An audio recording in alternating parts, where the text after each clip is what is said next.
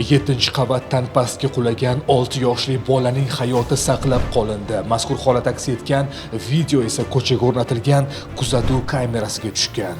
Voqea respublikamiz hududida emas, Rossiyada sodir bo'lgan. Bolani qutqarib olgan shaxs esa O'zbekiston fuqarosi. U bo'lgan voqea haqida xorij telekanallaridan biriga quyidagicha intervyu berdi.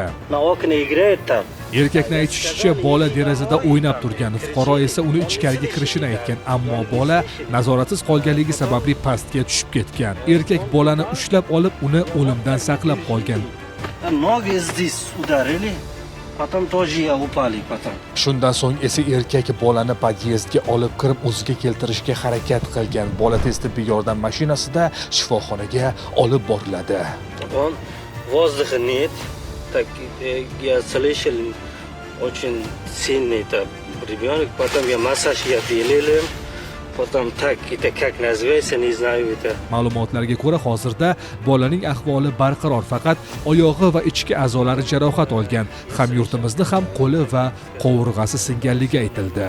Biz shu o'rinda bolaning hayotini saqlab qolgan, murakkab vaziyatda unga yordam bergan hamyurtimizga minnatdorlik bildiramiz. Nima uchun ushbu lavhani bugun sizlarga namoyish etdik? Aynan ko'p qavatli xonadonlarda istiqomat qiluvchi fuqarolar, voyaga yetmagan farzandlaringizni hech qachon nazoratsiz qoldirmang.